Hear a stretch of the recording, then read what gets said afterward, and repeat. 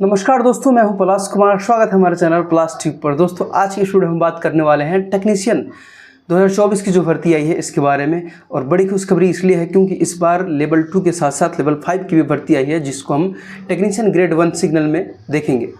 तो तैयार हो जाइए वीडियो को पूरी देखने के लिए और पूरा समझने के लिए। इससे पहले अगर चैनल पर नए हैं तो चैनल को सब्सक्राइब करके बेल आइकन दबा दीजिएगा, क्योंकि हर अपडेट आपको टाइम पर मिलते रहेगा। तो मिलते हैं वीडियो में। बात करें अगर लेवल 5 की, जो टेक्नीशियन ग्रेड 1 का भर्ती है सिग्नल में, तो उसमें अगर पूरे सीट की बात करें तो 1092 सीट्स हैं। और वहीं अगर बात करें टेक्नीशियन ग्रेड 3 यानी कि लेवल 2 का जो पोस्ट है उसमें 8052 सीट्स है। कुल मिलाकर आपके सीट्स जो हो गए हैं वो 9144 सीट्स हो गए हैं। तो अच्छी खासी सीट इस बार टेक्नीशियन ने दिया है और उनके लिए एक बेहतर मौका है जो लेवल 5 के लिए भी एलिजिबल हैं।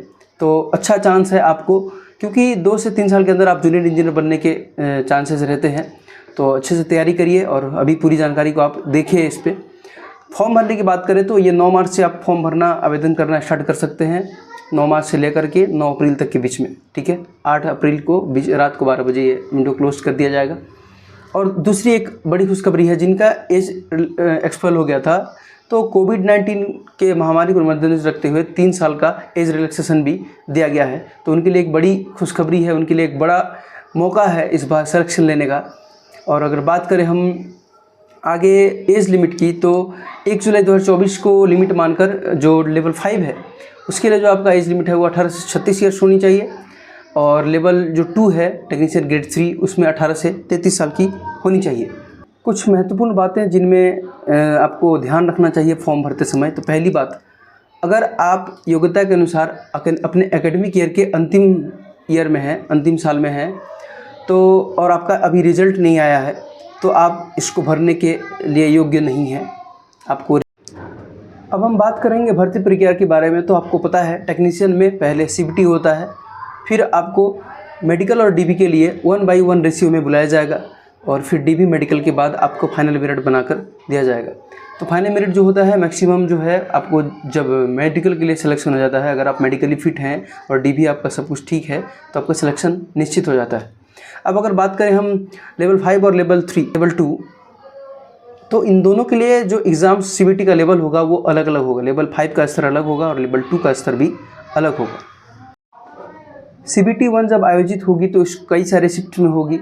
तो इस प्रकार सीबीटी में आपके 100 क्वेश्चंस रहेंगे, 90 मिनट का समय रहेगा, और 1/3 का आपका नेगेटिव रहेगा। इसके बाद आपका नॉर्मलाइजेशन होगा, और नॉर्मलाइजेशन के आधार पर आपके मार्क्स बनेंगे, और मार्क्स के आधार पर फिर 1/1 रेशियो के अनुसार आपका सिलेक्शन होगा डीबी या मेडिकल के लिए।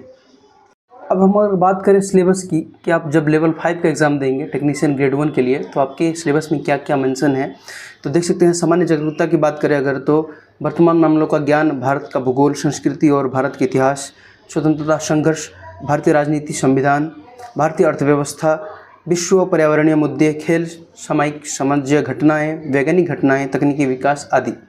बात करें अगर सामान्य बुद्धि और तर्क की, तो उसमें संख्या श्रृंखला, कोडिंग डिकोडिंग, गणितीय संचलन, syllogism, jumbling, Venn diagram, data interpretation, conclusion, analogies, वर्गीकरण, क्लासिफिकेशन, और जो भी तर्क मतलब स्टेटमेंट एंड कंक्लूजन है, स्टेटमेंट एंड अजम्पशन है, ये सब। बात करें अगर कंप्यूटर की, तो कंप्यूटर का एक अनुप्रयोग के लिए स्पेशल इसका यूनिट दिया गया है, जिसमें आपको पढ़ना है input output, storage device, networking, operating system, Windows, Unix, Linux, MS Office, और internet, email, website, browser, computer virus के बारे में। तो ये आपको बेसिक जानकारी आपके कंप्यूटर के बारे में होनी चाहिए। बात करें अगर मैथमेटिक्स की, तो मैथमेटिक्स में लगभग 39 चैप्टर हैं, तो सभी चैप्टर का आपको नॉलेज होना चाहिए, क्योंकि टेक्नीशियन का पद है। तो आपका जो एडवांस मैथ का जो पोर्शन होगा वो थोड़ा सा अच्छा होगा इसमें।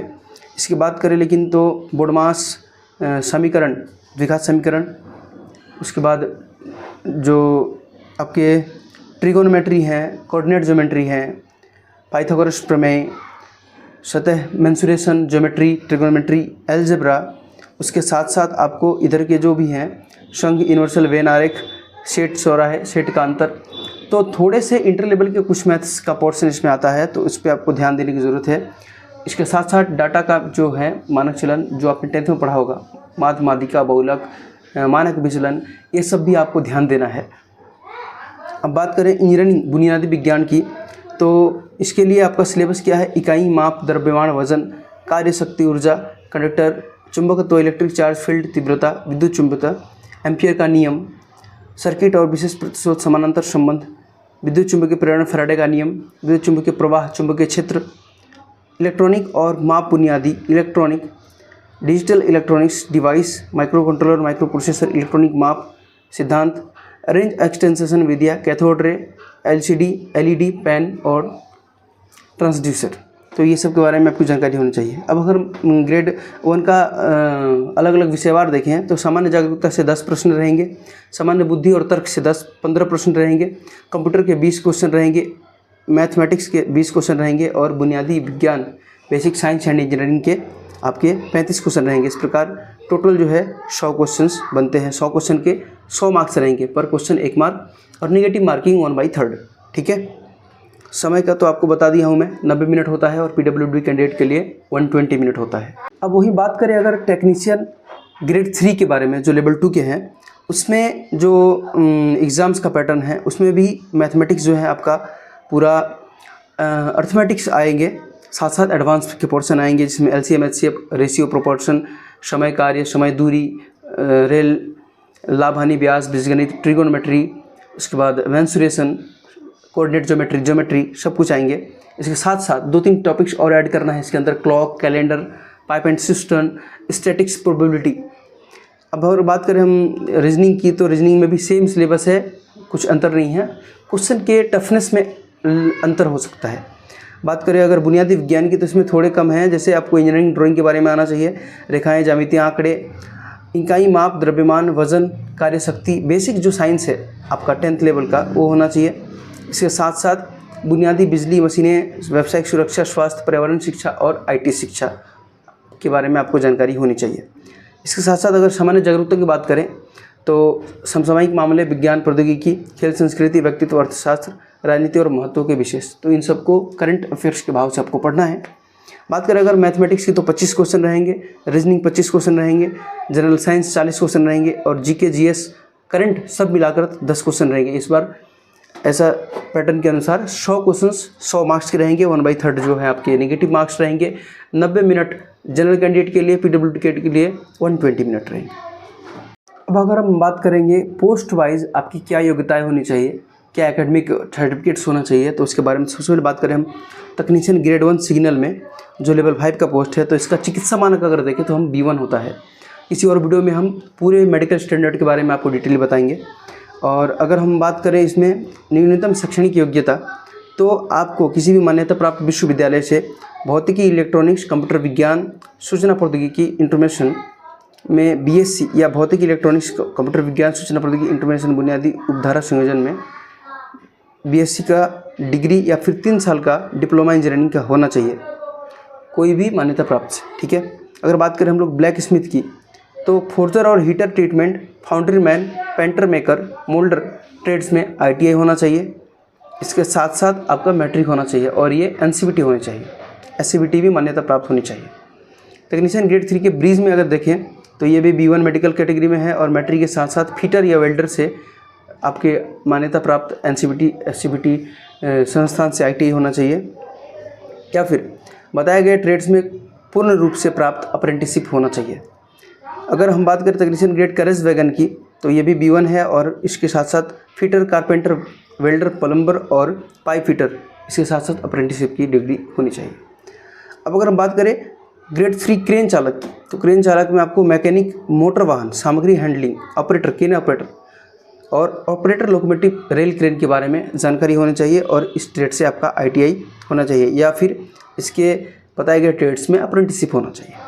बात करें अगर डीजल इलेक्ट्रिकल की, तो mechanic, auto electrical, electronics wireman, electronic mechanics, mechanic power electronic trades में आईटीआई होनी चाहिए या फिर अप्रेंटिसशिप। तो आप ध्यान से इन सबको देखिए कि आप किस किस पोस्ट के लिए एलिजिबल हैं। फॉर्म भरते टाइम कोई भी चूक आपसे नहीं होनी चाहिए। बात करें अगर हम ग्रेड 3 के डीजल मैकेनिकल की, तो mechanical diesel fitter, mechanic automobile, mechanic motor वाहन, ट्रैक्टर मैकेनिक, वेल्डर, पेंटर, इन सभी ट्रेड से अगर आप आईटीआई किए हैं मैट्रिक के साथ साथ तो आप एलिजिबल हैं। इलेक्ट्रिकल की बात करें तो electrician, wireman, mechanic, electronics, mechanics, इन सब के ट्रेड्स वाले इसके लिए एलिजिबल हैं। अगर हम बात करें ग्रेड 3 में EMU, तो EMU के लिए आपको wireman, electronics mechanic, electrician, machinist, painter general, fitter welder mechanic, operator advance machine tool के साथ साथ आपका ITI होना चाहिए। अगर आप फिटर के लिए हैं और स्पेशली तो आपको फिटर ट्रेड से ITI होना चाहिए, या फिर इस ट्रेड में आप अप्रेंटिसशिप हैं तो बेहतर है। अगर आप PWA के लिए हैं तो फिटर वेल्डर मशीनिस्ट से आपका ITI होना चाहिए। अगर आप एयर कंडीशनिंग रेफ्रिजरेशन के लिए हैं तो आपको air condition mechanic, electrician, wireman, electronics mechanic से आपका ट्रेड ITI होना चाहिए। अगर हम बात करें सिग्नल, तो सिग्नल में आपको इलेक्ट्रॉनिक्स मैकेनिक्स और इलेक्ट्रॉनिक्स वायरमैन। ट्रैक मशीन के बारे में बात करें तो इंटरवेंस्ट mechanic, mechanical mechatronics, mechanical diesel, mechanic motor, वाहन वेल्डर और मशीनिस्ट ट्रेड का होना चाहिए। अब वहीं अगर बात करें टर्नर के लिए, तो टर्नर ऑपरेटर उन्नत मशीन ट्रेड्स से ITI होना चाहिए या अप्रेंटिसशिप होना चाहिए। बात करें अगर लास्ट वेल्डर का, तो वेल्डर के लिए आपको welder gas cutter, welder structural, welder pipe, welder TIG MIG trade से ITI होना चाहिए। इसके साथ साथ मैट्रिकुलेशन या फिर अप्रेंटिसशिप होना चाहिए। अब हम बात करेंगे कि किस जोन के अनुसार आपके किस पोस्ट पे कितने वैकेंसीज़ हैं। तो बहुत सारे पोस्ट को डिटेली बताने में बहुत टाइम लगेगा, वीडियो लंबा हो जाएगा, तो हम पूरे ओवरऑल पोस्ट बताएंगे और यहाँ पे मैं इसका PDF लगा दूंगा, आप देख सकते हैं। और हमारे टेलीग्राम चैनल, प्लास-ट्यूब टेलीग्राम चैनल पे आप सर्च करके PDF डाउनलोड करके भी पढ़ सकते हैं, हिंदी इंग्लिश दोनों मीडियम में आपको मिल जाएगा। अब सबसे पहले बात करते हैं वेस्टर्न रेलवे अहमदाबाद में। तो कुल टेक्नीशियन ग्रेड 1 सिग्नल जो है वो पोस्ट जो है वो टोटल 38 है। कुल टेक्नीशियन ग्रेड 3 299 और इस प्रकार टोटल मिलाकर 337 पद हैं। वहीं बात करें अगर अजमेर की, तो अजमेर में कुल ग्रेड 1 के पद हैं 32, टेक्नीशियन ग्रेड 3 के पद हैं 209 और RRB अजमेर कुल मिलाकर बात करें तो 241।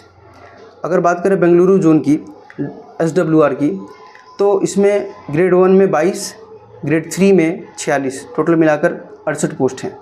बात करें अगर भोपाल जो WCR में आता है, तो इसमें भोपाल जोन में आपके मैक्सिमम सीट हैं टेक्नीशियन ग्रेड 1 में 36 और ग्रेड 3 में 208, मिलाकर टोटल 244 सीट हैं।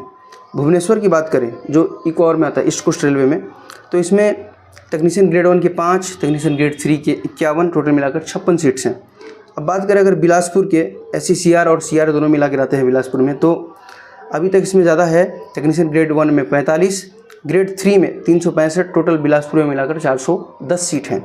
वहीं बात करें चंडीगढ़ NR, तो चंडीगढ़ में टोटल ग्रेड 1 10, ग्रेड 3 37 और टोटल मिलाकर 47।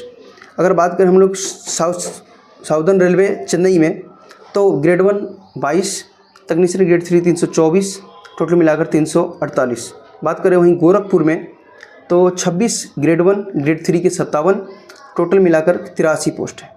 अगर बात करें गुवाहाटी जोन में, तो टोटल मिलाकर के 246 हैं, जिसमें ग्रेड 1 6 और ग्रेड 3 240। बात करें अगर जम्मू कश्मीर श्रीनगर में, तो टोटल मिलाकर के 122 हैं, जिसमें ग्रेड 1 14 और ग्रेड 3 108। बात करें eastern railway, south eastern railway और मेट्रो कोलकाता में, तो टोटल सीट इसमें 217 है, जिसमें ग्रेड 1 की 34 और ग्रेड 3 की 183 हैं। बात करें अब मालदा में, जो कि ईस्टर्न रेलवे और साउथ ईस्टर्न दोनों मिला के आते हैं, तो इसमें ग्रेड 1 के 8 और ग्रेड 3 के 129 हैं, टोटल मिलाकर 137 पोस्ट हैं। अगर वहीं बात करें मुंबई जोन में, जो सेंट्रल रेलवे और SCR साउथ सेंट्रल में भी आते हैं और वेस्टर्न रेलवे में भी आते हैं, तीनों मिला करके, तो इसमें ग्रेड 1 के 68 और ग्रेड 3 के 465, इस प्रकार टोटल जो है 533 पोस्ट हैं। अगर बात करें पटना जोन में, तो ग्रेड 1 का कोई पोस्ट नहीं है, ग्रेड 3 का ही सिर्फ 76 पोस्ट है। प्रयागराज बात करें अगर, तो ग्रेड 1 का 61, ग्रेड 3 का 119, टोटल मिलाकर 180 पोस्ट है। वहीं बात करें रांची का, जो कि SCR ही संभालती है और ECR संभालती है मिलकर, तो इसमें ग्रेड 1 के 13, ग्रेड 3 के 127, टोटल मिलाकर 140 पोस्ट हैं। वहीं अगर बात करें हम SCR सिकंदराबाद की, तो इसमें टोटल जो है ग्रेड 1 के 38 और ग्रेड 3 के 272, टोटल मिलाकर 310 सीट हैं। सिलीगुड़ी की बात करें, जो नॉर्थ फ्रंटियर में आता है, इसमें टोटल ग्रेड 1 के 8, ग्रेड 3 के 27, टोटल मिलाकर 35 पोस्ट हैं। तिरुवनंतपुरम की बात करें, जो साउदर्न रेलवे में ही आते हैं, तो इसमें टोटल जो सीट्स हैं ग्रेड 1 के वो 14, ग्रेड 3 के 89, इस प्रकार टोटल सीट जो है वो 103 है। तो इस प्रकार हम देख सकते हैं कि सबसे जो मैक्सिमम सीट है वो आपके मुंबई जोन में है। 533 सीट के साथ मुंबई जोन सबसे ज़्यादा है। तो आप फॉर्म भरते टाइम अपने अनुकूल जोन को चूज़ करिए और प्रीफर करिए। दूसरी बात, एक चीज़ आपको सलाह देना चाहूँगा, प्रयास करें कि आपके घर से नज़दीक वाले जोन में रहें, क्योंकि घर से दूर जाने के बाद आपको कई सारी दिक्कतें आती है जॉब करने में। और ऐसा नहीं सोचें कि मैं ज़्यादा जोन वाले में जाऊँगा, दूर चला जाऊँगा तो मेरा सिलेक्शन होने का चांस ज़्यादा हो जाएगा। आपकी तैयारी अगर बहुत अच्छी होगी तो आप छोटे कम सीट वाले जगह पे भी जोन में भी आप सिलेक्शन ले सकते हैं। तो प्रयास कीजिएगा कि अपने घर के आसपास वाले स्टेट में, और हिंदी स्टेट्स अगर है तो हिंदी स्टेट्स में, नॉर्थ स्टेट में रहे। अब मैं आपको बताता हूँ कि फॉर्म भरने समय में कौन कौन से सर्टिफिकेट आपको रेडी कर लेना चाहिए। अभी आप आरक्षण लेते हैं, अगर आप SC ST हैं, EWS हैं या फिर OBC हैं, तो आपको इन तीनों सर्टिफिकेट को फॉर्मेट को अभी रेडी कर लेना चाहिए फॉर्म भरते टाइम। क्योंकि जब आपका DP होता है तो फॉर्म जब भर रहे हैं उस समय का वो सर्टिफिकेट जो है वो मांगा जाता है चेक करने के लिए, वेरीफाई करने के लिए। तो आपको मैं इधर फॉर्मेट लगा देता हूँ OBC, SC ST और EWS का। आप इस फॉर्मेट में भी बना सकते हैं। और जो आपका स्टेट गवर्नमेंट में, जो आपका ब्लॉक्स में या फिर सब डिविजनल में बनता है, वो भी आप रेडी कर लीजिए फॉर्म भरने से पहले। तो मुझे उम्मीद है कि इस वीडियो के डिटेल एनालिसिस से आपको पूरे फॉर्म के बारे में जानकारी मिल गई है और आपको किसी भी तरीके का परेशानी नहीं होगा अप्लाई करने में। तो जोन को चुनने में भी आपको कोई हिचक नहीं होनी चाहिए। पूरी डिटेल्स आपको बता चुका हूँ, PDF भी डाल दूँगा। आप जोन वाइज, सीट वाइज अपनी जो आपकी योग्यता है, जो आपका ट्रेड्स है, उसके वाइज भी सीट्स आप देख सकते हैं, उसमें पढ़ सकते हैं। जहाँ आपको अच्छा लगे, जहाँ आपको लगे कि यहाँ पे सिलेक्शन अच्छा से हो सकता है, अच्छा सिलेक्शन ले सकता हूँ, वहाँ पे आप फॉर्म भरिए। बाकी अगली वीडियो में मैं बात करूँगा कि आपको सिलेबस जो है कैसे कंप्लीट करना है, किस बुक को फॉलो करना है और डेली क्या टारगेट आपका होना चाहिए, ताकि एग्ज़ाम्स टाइम तक आप प्रिपेयर हो जाओ अच्छे मार्क्स करने के लिए CBT 1 में।